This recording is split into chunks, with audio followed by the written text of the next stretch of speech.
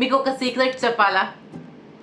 SWP అన్నది మీరు senior citizens కనీసం అనుకుంటున్నారు కదా, కానీ అది మనం న్యూ బోర్న్ బేబీస్కి కూడా చేయొచ్చు.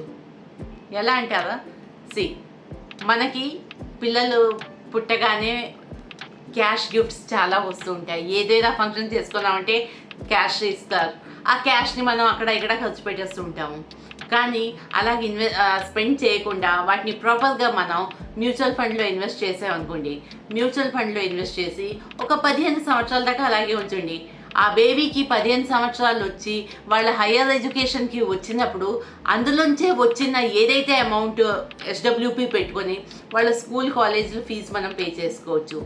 అండ్ ఆ స్కూల్ కాలేజ్ ఫీజులే కాదండి, వాళ్ళకి పెళ్ళికి కూడా మనం ఆ మనీని ఖర్చు పెట్టుకోవచ్చు. ఎలా అంటావా? నాకు కమెంట్ చేయండి, మెసేజ్ ఇవ్వండి, నేను మీకు పర్సనల్గా చెప్తాను.